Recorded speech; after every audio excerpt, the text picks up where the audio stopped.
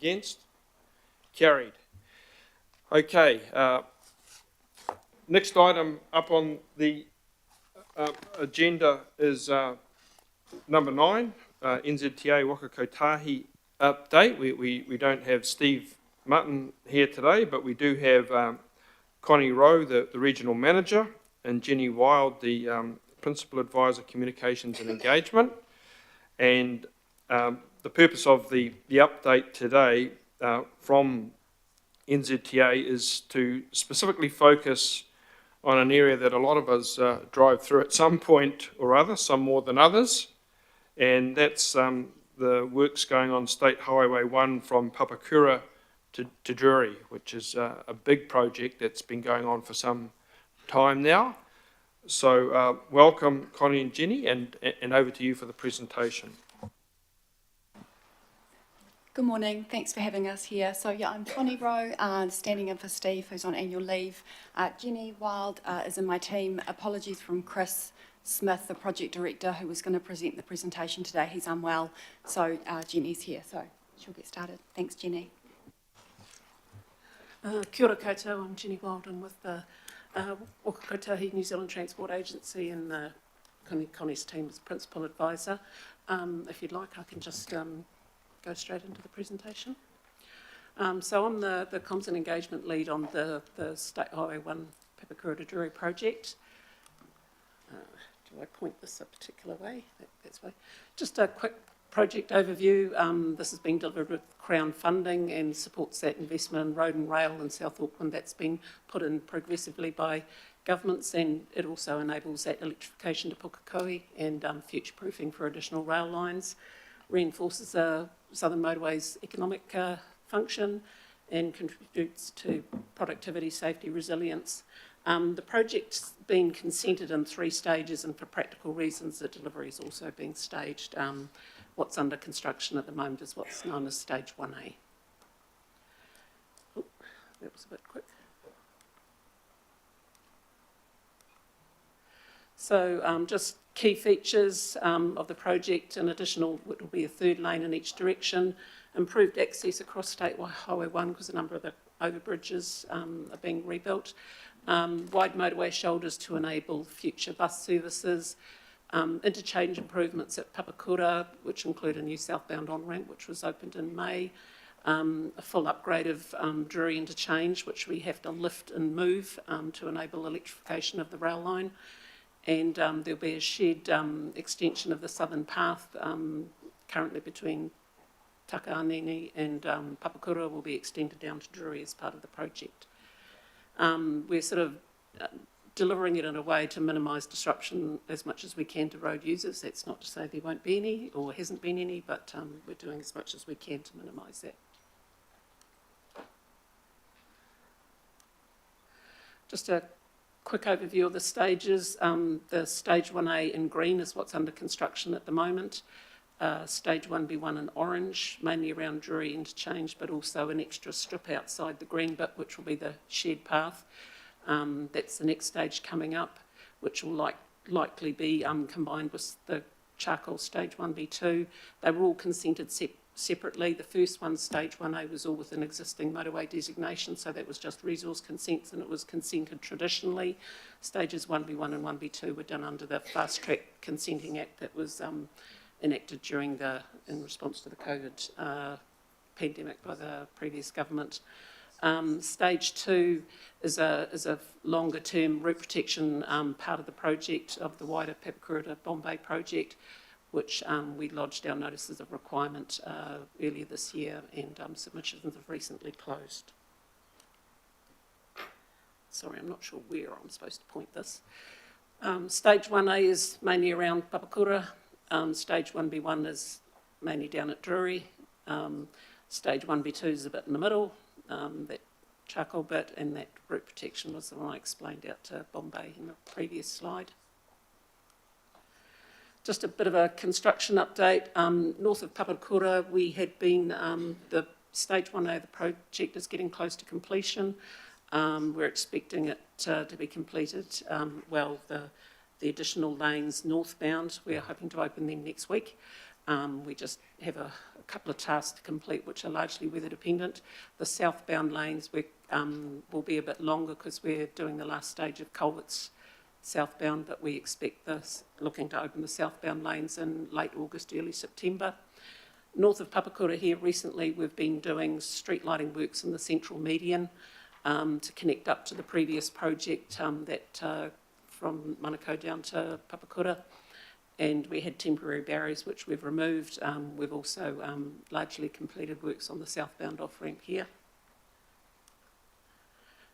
Just on Beach Road, because you can see at the top right there's a new on-ramp going south there. That means we've had to reconfigure the islands and the lanes on Beach Road there. So the last traffic island was poured last week, and we're just doing final sort of finishing works in that area before final paving. Culvert upgrades between Papakura and the Parker State Bridge. There's 3 large box culverts running underneath the motorway that we're upgrading. The previous culverts were undersized and there was a flooding problem on the Chichester, the eastern side. So as part of the project, and also to help with the stormwater management of the project itself, we're upgrading the box culverts, and we've had to do that in sections to keep the motorway running while we're doing it. So we've done all the sections underneath the motorways. We've moved the lanes around, and the bit you can see there is the very last small stage that we've got to complete in that southbound direction before we can open the 3 lanes southbound. Just at Parker State Road Bridge, this has already been demolished and rebuilt as part of the project. It sort of opened mid last year, the new bridge, but that's just the widened bridge there. That part of that was working with utilities to sort of improve.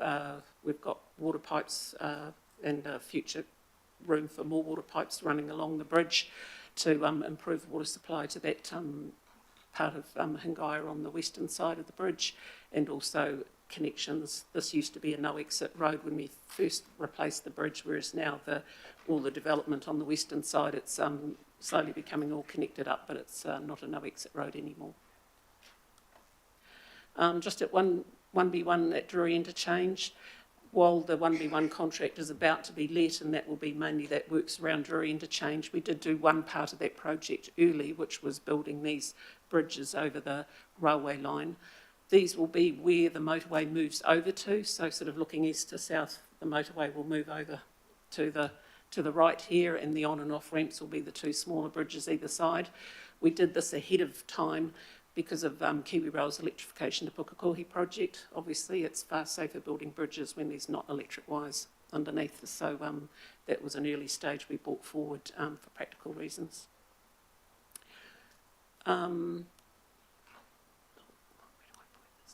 So just current highlights, those culverts that I showed you the image of, to both help with stormwater, the stormwater management that we're introducing as part of the project. Obviously, back in the 60s, mid-60s, when the motorway was built here, there's no stormwater treatment at all.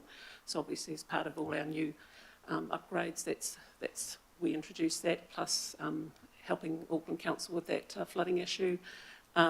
Those 2 southbound lanes are split around that last culvert section, which was the previous image I showed you. Over 80% of our works at the moment are at night, because they're involving things like putting in street lights in the central median, digging holes that we have to get equipment in, asphalting can only be done at night, line marking can only be done at night, building traffic islands when you have to shut lanes can only be done at night. So we are getting a few extra complaints at the moment about nothing happening, but unfortunately that's because pretty much everything we're doing is at night. We've also put in overhead gantries. Been working on that recently, and then Lata's actually got a photo just from last night. If you could flick to that, please, Lata.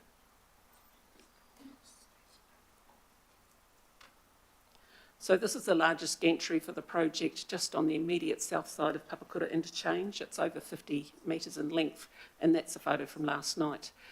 We had to stage it because it's so big. All the other gantries either were only one over one direction, although there was another one over both, but it was still smaller so we could lift it in all at once. This one here, we had to truck it onto site in sections and then lay it on the ground and bolt it all together and then lifted it up last night. So that's just a cool pic from last night. So thanks for showing that later. If we could just flick back to the presentation, please. As mentioned, this stage we're working on at the moment should be completed in late August, early September. The northbound lanes hopefully open next week. Weather dependent, the southbound lanes in late August, early September. We'll do the final asphalt surfacing in October, November when the weather's warmer, because asphalt, you can't do it when the ground temperatures are too low. So we'll just hold that off until October, November. Just a couple of photos from site where you can see all the night works. So we've got asphalting, and that's an earlier gantry, that one that went up. We do a lot of ongoing community engagement with this project. We sort of working with, there's a lot happening in the Drury area at the moment, and so we work together with Kiwi Rail and other projects in the area to sort of hold joint community information days approximately every 3 months, so that the community can come along and have a sort of a one-stop shop to find out, about as much as they can all at once instead of having to go to individually. We've had, positive feedback for this approach. Our last information day was held in May and we had 154, but we've had as many as 207 people through the day, which is a very busy 3 hours we hold it for. Our next information day is on the 5th of October.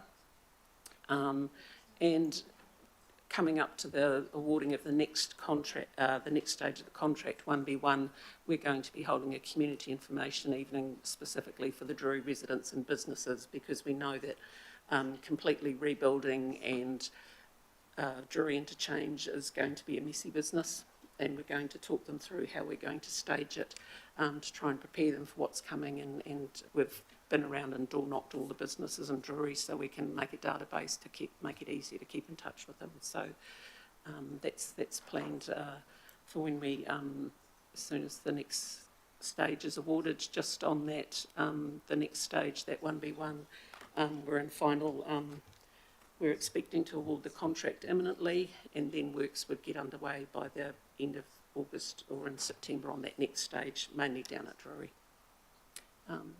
All right, so we'll a big project, Papakura to Drury, add in Eastern Busway, City Rail Link, Penlink. It kind of undercuts the notion there's not much happening around Auckland when you look at the scale of some of these projects that are occurring. Local councillor, Councillor Newman, you've got some questions. Good morning and thank you. Good to see you, Jenny. Great discussion of the engagement in the community. Thank you very much for your stewardship there. I have two questions. The box culvert construction for stormwater between Park Estate and Rose Hill is critically important. There are a number of utility providers obviously in this space. Are you providing are you the sole agency doing the construction on behalf of everybody, or are there a couple of others involved? Because obviously we've got to get those Veolia lines through there. Are you doing that for them, or are they partnering up with you? We have approached, before, when the project was in planning, we approached all utilities in the area to see if they were doing works, if there was an opportunity to work together. So there's those pipes along the Park Estate Bridge. There's also potentially sort of looking to do the Derbyshire water main underneath the shared path. Sort of haven't final agreement yet, but we're talking also with Transpower in terms of the timing of when they're taking down the 110 kV line at the moment. So we're sort of working in together with those who are interested and able to do upgrades at the time to try and dig once if possible. I get the dig once. I'm just curious, just want to clarify, are you providing the contracted CapEx for Veolia, or are Veolia working concurrent to your contractors? I just think that in terms of scale and capacity, although you're a different business, you'd probably be in a better position than that they won't have the contract. They'll have to find suppliers for that. Talking in generalities, because I don't know the specifics of each individual case, but where we're doing works on behalf of another, they will be a funding partner and provide a contribution. And my final question, if I may, Chair, you're right, there's a lot of asphalt in relation to Beach Road. There's just like tons and tons of it, and the place is also festooned with cones. Sorry, I mean, you've given some indication as to when you're likely to be away. Have you got a drop-dead date as to where you hope that all of that will go? Because it's really tight, you know, trying to get it through that part of the network at the moment, particularly if you're doing the right turn from the motorway off-ramp at Papakura heading west. So when do you think that you will be gone? I think it's fair to say that, you know, in infrastructure and particularly transport, you can never talk about a drop-dead date, because when so many things are weather dependent, you do your best and make contingencies. As I say, with the northbound direction, we're hoping to open that next week. In terms of Beach Road, that's not going to take until, you know, sort of September. That should, with the final asphalting coming up, that should only be taking another couple of weeks tops. But we'd expect to be out of there in the not too distant future too. Thank you, Jenny. It will be everybody, I think, will be celebrating, including you. But thank you very much for your stewardship.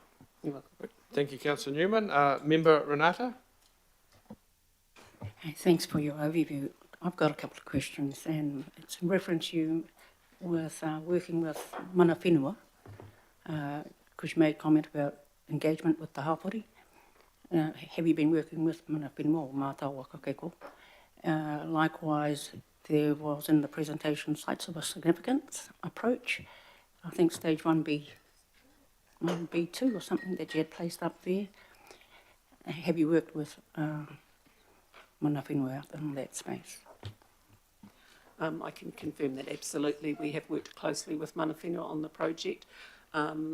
NZTA has a Southern Iwi integration group where we meet with them every month with representatives from each of the iwi in the south who self-nominate interest in any of our particular projects. And we have been working with iwi since 2019, meeting with them every month on this project, and specifically on that 1B2 in particular, given the site of cultural significance in that area that straddles both sides of the motorway. So that's been a very, focused engagement with mana whenua on that, yes.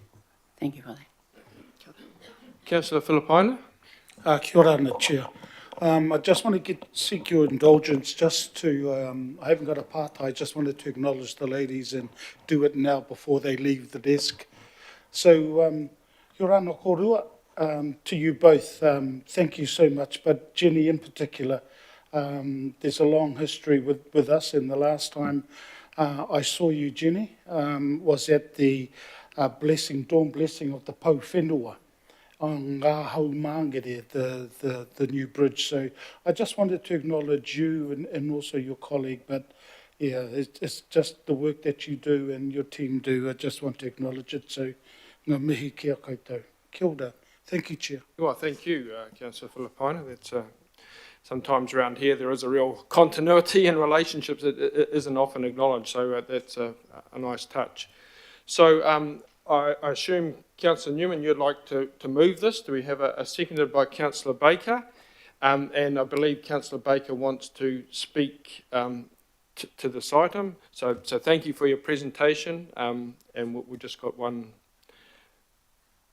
contributor in terms of talking to the item. Thanks, John. And similar to Alf, I guess, is just to acknowledge the work that's gone on here in terms of the community engagement. And it really is, I believe, a little bit of an exemplar in terms of taking the community along with you on the ride. And so when you look at the disruption in this area, when it started in the previous sort of Takanini to Papakura, which was a dog's breakfast, and then this project, and then probably the 5 years of motorway disruption to come in the same period or at the same part of the world, the disruption to the people who use that section of road every day without any alternative, and that's the problem we have with State Highway 1 at that point being such a key part of the whole network. The way in which that you guys, and alongside Auckland Transport and alongside the others who are involved, have consistently engaged and really meaningfully engaged with the community. When we've heard today criticism of engagement, this has been an example of really, really solid engagement. And so I just want to acknowledge that. Thank you. It would be, you know, when you look at Drury and you look at the state of what's to come there and the disruption to that area, which is massive, it would be really good, I think, if all of those involved in that were able to get together and potentially create a mechanism of giving people the opportunity to drop in all the time and see what's going on, whether it's Kiwi Rail, whether it's Auckland Transport, whether it's NZTA, all of them combined to provide a place where people can come to and have a look. Because if we don't take the people with us, we get into the situation where we've had today with criticism of how we go about stuff. So let's just do it, and I think we can do it in a better way. So I think you guys have provided a really, really good sort of solid foundation for how we go forward in terms of this stuff. So I just want to thank you. You know, I live in Drury, and we're going to have a lot of disruption coming and going on. So, you know, well done. And on behalf of, I guess, the community there, just thanks. All right, thank you, Councillor Baker. It's a very positive note to finish on this very significant project down south. So it's been moved and seconded. All those in favour? Aye. Against? Carried.